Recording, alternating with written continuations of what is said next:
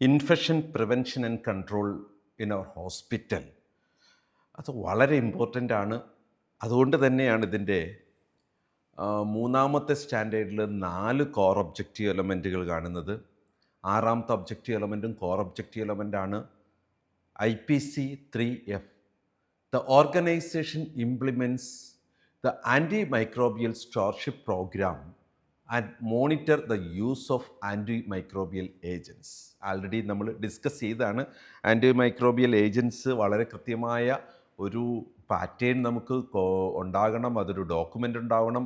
ഇവിടെ നമ്മൾ വീണ്ടും അതേ കാര്യം ഒന്ന് എടുക്കുകയാണ്. നമ്മളൊരു ആൻറ്റിമൈക്രോബിയൽ സ്റ്റോർഷിപ്പ് പ്രോഗ്രാം അതിൻ്റെ മോണിറ്ററിങ്ങും ഒക്കെ വെച്ചിട്ട് ആൻറ്റിമൈക്രോബിയൽ ഏജൻസിൻ്റെ യൂസേജിനെ ഓർഗനൈസേഷൻ കൃത്യമായിട്ട് കൺട്രോൾഡായിട്ട് ചെയ്യണമെന്നുള്ളതാണ്. നമ്മളുടെ പ്രിസ്ക്രിപ്ഷൻസ് വളരെ ഇമ്പോർട്ടൻ്റാണ്. WHO അവെയർ പ്രോഗ്രാം അനുസരിച്ചുള്ള കാറ്റഗറൈസേഷൻ ഗ്രേപ്സിൻ്റെ പ്രിസ്ക്രിപ്ഷൻ സ്ഥലത്ത് വ്യക്തമായി ഇൻഡിക്കേറ്റ് ചെയ്യുന്നുണ്ട്, പ്രിസ്ക്രൈബ് ചെയ്യുന്ന ഡോക്ടറെ ഇത് ഏത് കാറ്റഗറി ഓഫ് മെഡിസിൻ ആണ് എന്നുള്ളത്. അപ്പോൾ സ്വാഭാവികമായിട്ട് ആക്സസ് കാറ്റഗറിയിലുള്ള വളരെ മിനിമലിസ്റ്റിക് ആയിട്ടുള്ള ഇൻവോൾവ്മെൻറ്റ് കൊടുക്കുന്ന ആൻറ്റിമൈക്രോബിയൽ ഏജൻസ് വരുമ്പോൾ അത് ഗ്രീൻ ഇൻഡിക്കേറ്ററിൽ തന്നെ മൈക്രോബിയൽ ഏജൻസിനെ അവിടെ ഇൻഡിക്കേറ്റ് ചെയ്യും പ്രിസ്ക്രൈബ് ചെയ്യുന്ന സമയത്ത്. അതേസമയം നമുക്ക് വാച്ച് അല്ലെങ്കിൽ റിസർവ് കാറ്റഗറിയിലുള്ള മൾട്ടിപ്പിൾ ഓർഗാനിസംസിനെ ഹാൻഡിൽ ചെയ്യേണ്ട സാഹചര്യം പലപ്പോഴും വരാം. കാരണം ഇന്ന് പണ്ടത്തതിനേക്കാൾ കൂടുതൽ ഒരു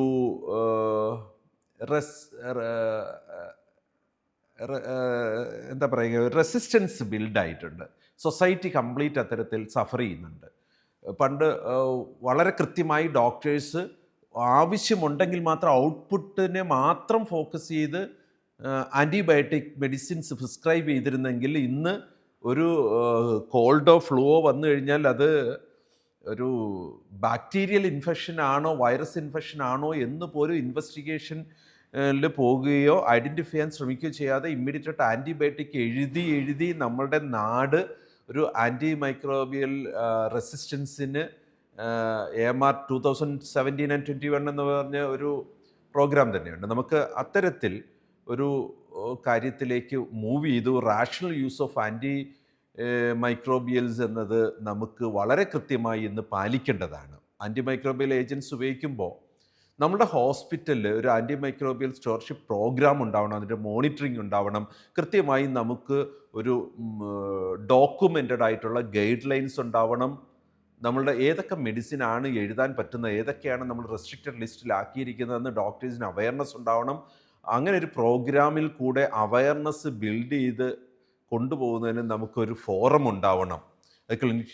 ക്ലിനിഷ്യൻസ് ഒക്കെ നേരിട്ട് അതിൽ ഇൻവോൾവ് ആയിട്ട് നമ്മൾ ഡോക്ടേഴ്സ് ഒരുമിച്ചിരുന്ന് ആലോചിച്ച് തീരുമാനമെടുത്ത് നമ്മുടെ ഹോസ്പിറ്റലിലെ ഒരു appropriate and necessary antimicrobial usage എന്ന് പറഞ്ഞ കാര്യത്തിലേക്ക് ഒരു ലീഡർഷിപ്പ് കമ്മിറ്റിയുടെ അക്കൗണ്ടബിലിറ്റി ഉള്ള, ഡ്രഗ് എക്സ്പെർട്ടീസ് ഉള്ള, ആക്ഷൻ പ്ലാനുള്ള, അതിനെ ട്രാക്കിംഗ് ആൻഡ് റിപ്പോർട്ടിംഗ് ചെയ്യാൻ കഴിയുന്ന, എഡ്യൂക്കേഷൻ കണ്ടിന്യൂ ചെയ്യാൻ പറ്റുന്ന ഒരു പ്രോഗ്രാം നമ്മുടെ ഹോസ്പിറ്റലിൽ ഉണ്ടാകണമെന്നതാണ് അഡ്വൈസ് ചെയ്യുന്നത്.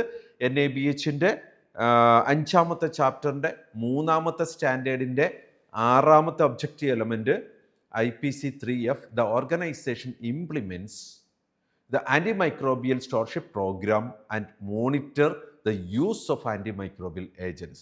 ഇതൊരു കോർ ഒബ്ജക്റ്റീവ് എലമെൻ്റാണ്. നമ്മുടെ ഹോസ്പിറ്റലിൽ നിർബന്ധമായും പ്രാവർത്തികമാക്കേണ്ടതാണ് ഈ ഒരു പ്രോഗ്രാം.